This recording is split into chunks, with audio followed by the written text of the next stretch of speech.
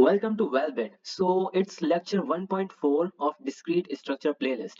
आज हम लोग कुछ प्रैक्टिकल काम करेंगे क्योंकि मैंने थ्योरी काफी समझा दी है और अब उन्हीं को हमने बस इम्प्लीमेंट करना है थोड़ा सा। ठीक है, तो कुछ सवालात लेकर आया हूँ मैं अपनी एक्सरसाइज टाइम के अंदर। ठीक है, तो सबसे पहला सवाल के अंदर हम लोग क्या बोल रहे हैं, are which of these are propositions? What are the truth values of those that are proposition? ठीक है, प्रोपोजिशन का मैंने बताया था भाई, प्रोपोजिशन का मतलब क्या होता है, हर वो स्टेटमेंट, हर वो सेंटेंस जिसका आंसर मेरे पास या तो ट्रू हो या तो फॉल्स हो। ठीक है, तो हमने ये बताना है कि भाई प्रोपोजिशन है कि नहीं है, और अगर है तो हमने बताना है कि यह या तो ट्रू है या तो फॉल्स है। ठीक है, अब एक एक करके सॉल्व करते हैं। इसके पार्ट ए के अंदर बोल रहे हैं डू नॉट पास गो। क्या ये कोई प्रोपोजिशन है? नहीं, जाहिर सी बात है नहीं, क्योंकि इसका आंसर ना ही ट्रू है ना ही फॉल्स है। What time is it? क्या टाइम हो रहा है? क्या ये मेरे पास प्रोपोजिशन है? साफ जाहिर है ये नहीं है। There are no black flies in mine. ठीक है, अब इसमें भाई मुझे पता चल रहा है इसका आंसर जो है ना निगेशन में आ रहा है, यानी कि फॉल्स आ रहा है। तो मैं बोलूंगा यस ये प्रोपोजिशन है, और कौन सा है, मैं बोलूंगा कि ये मेरे पास फॉल्स वाला है। ठीक है, फॉल्स वाला प्रोपोजिशन है। Similarly 4 + x = 5। ठीक है, अब ये एक स्टेटमेंट दी हुई है। अब अगर देखो, अगर यहाँ पे 4 + x = 5, क्या ये प्रोपोजिशन है? जी हाँ, इसका आंसर या तो ट्रू होगा या तो फॉल्स होगा, क्योंकि इक्वल का साइन आया हुआ है यहाँ पर, ये एक इक्वेशन है। ठीक है, और अगर हमें इसकी ट्रूथ वैल्यूज निकालनी है तो हम लोग बोलेंगे भाई अगर, इफ एंड ओनली इफ, अगर हमारे पास x की वैल्यू हमारे पास 1 है, ओनली देन हम लोग का आंसर जो है ट्रू आएगा, अदरवाइज हमारा आंसर फॉल्स आएगा। तो मैं इसको फिर लिख लेता हूँ, ट्रू फॉर x = 1। ठीक है, और ये प्रोपोजिशन है। The moon is made of green चीज। ठीक है, अब मुझे पता है भाई इसका आंसर जो है फॉल्स है, तो मैं यहाँ पे फॉल्स लिखूंगा भाई, क्योंकि ये तो गलत बात है ना। अब चांद हमारे पास ग्रीन चीज का थोड़ी ना तो बना हुआ है। ठीक है, और ये प्रोपोजिशन हुआ, जी बिल्कुल ये हुआ। सिमिलरली यहाँ पर ये इक्वेशन एक्सप्रेशन दी हुई है। ठीक है, तो अब यहाँ पे इक्वेशन इक्वेट का साइन नहीं आ रहा है, यानी कि इसमें हम लोग बता नहीं सकते भाई कि ये तो ट्रू है या तो फॉल्स है। ठीक है, क्योंकि इनफाइनाइट चल रही है, तो इसलिए मैं बोलूंगा भाई कि ये भी मेरे पास प्रोपोजिशन नहीं है। ठीक है, सिमिलरली अब हम लोग आगे बढ़ते हैं।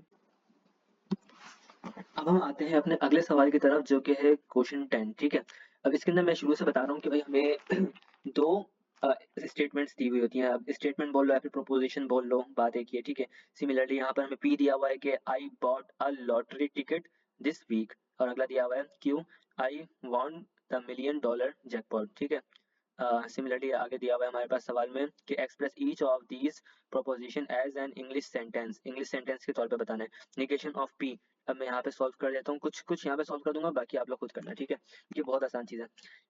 इसका पार्ट ए कर रहा हूँ मैं, 10 का पार्ट ए। ठीक है, इसमें क्या है, निगेशन ऑफ पी बोला हुआ है, यानी कि पी को निगेट कर दो। अब पी में क्या बोला हुआ था हमारे पास, I bought a lottery ticket this week, तो मैं क्या लिख दूंगा, I don't bought lottery ticket this week. ठीक है, सिमिलरली पूरा सेंटेंस एज इट इज आ जाएगा। अब मैं इसका पार्ट बी अगर मैं करूं, तो पार्ट बी में क्या होगा, इधर बोला हुआ है पी और क्यू। ठीक है, यानी मैं लिख दूंगा भाई आई बॉट अ लॉटरी टिकट और आई वॉन $1 million जैकपॉट। ठीक है, इसी तरीके से मैं लिख दूंगा। सिमिलरली ना बाकी सबको भी हमने इसी तरीके से सेंटेंसेस के अंदर ट्रांसलेट करना है। मैं ये वाला करवा देता हूँ, इसका पार्ट एफ जो है, इसमें क्या करना है, हमने सबसे पहले पी को निगेट करना है, क्यू को निगेट करना है, और हमने इसको इम्प्लाइज करना है। अब मैंने पिछली वीडियो के अंदर बताया था भाई कि इंग्लिश के सेंटेंसेस को किस तरीके से हम पिक करते हैं सिंबल्स को यूज करने के लिए। अभी तो सिंबल आ गया है ये वाला, निगेशन क्या कहते हैं इसे, इम्प्लाइज का। ठीक है, यानी कि पी इम्प्लाइज क्यू वाला। तो अब यहाँ पे मैं क्या लिखूंगा, कैसे ट्रांसलेट होगा, इफ आई डोंट, डोंट मैंने क्यों लिखा, क्योंकि यहाँ पे निगेशन आ रहा है। ठीक है, negate, if I don't bought a lottery ticket this week, then then I didn't win the $1 million jackpot. ठीक है, इस तरह से ये ट्रांसलेट होगा। अब हम लोग अगला सवाल देखते हैं, जो कि है हमारे पास क्वेश्चन नंबर 14 आ रहा है, ये वाला। ठीक है, अच्छा इसके बाकी पार्ट भी ना सिमिलरली होंगे, इसी तरीके से करेंगे हम लोग, एक एक स्टेप बाय स्टेप चलेंगे। अब यहाँ पे पी स्टेटमेंट दी हुई है, क्यू दिया हुआ है और आर दिया हुआ है। ठीक है, express each of the proposition as an English sentence. ठीक है, इसमें इसके पार्ट ए अगर हम लोग देखें तो पी इम्प्लाइज क्यू यानी कि पी इम्प्लाइज क्यू, इसको मैं किस तरह ट्रांसलेट करूंगा, इसका part A if you have the flu, then you miss the final exam. ठीक है, इस तरह से, यानी सिमिलरली जैसे मैंने पिछला सवाल किया ना, बिल्कुल ऐसे ही करेंगे। एक में ये थोड़ा सा बड़ा वाला सवाल करवा देता हूँ, ठीक है। इसमें ना आप बस स्टेप बाय स्टेप लिखो। फॉर एग्जाम्पल यहाँ पे क्या है, इफ, देखना गौर से देखो मैं किस तरीके से लिख रहा हूँ, ठीक है। यहाँ पे मैंने लिखा if you have the flu then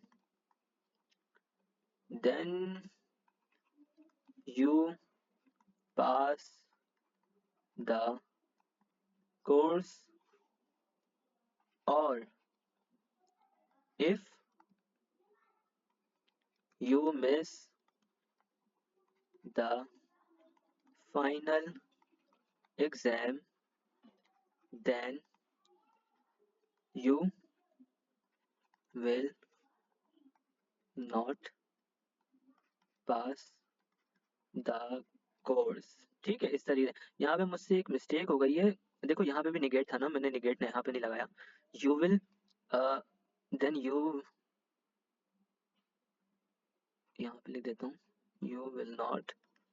आप असल में डिस्क्रीट स्ट्रक्चर के अंदर ना ग्रामर का इतना फोकस नहीं किया जाता, तो आप यहाँ पे विल नॉट लिख दो या फिर आप यहाँ पर डोंट लिख दो, इससे फर्क नहीं पड़ता। ठीक है, इसी तरीके से आई वाला हम लोगों ने कर लिया। अब हम लोग मिलते हैं नेक्स्ट वीडियो में। यहाँ पे मैं लिखना भूल गया, कॉल फॉर एक्शंस के अंदर हमारे पास क्या आता है, आपने मुझे लाइक करना है, ठीक है, आपने कमेंट्स करने हैं और आपने सब्सक्राइब करना है। और साथ ही साथ आपको अगर कोई भी किस्म का सवाल है तो आप मुझसे पूछ सकते हो, ठीक है, कोई भी किस्म का सवाल। तो अब मिलते हैं इंशाल्लाह अपनी नेक्स्ट वीडियो में, तब तक के लिए बाय बाय।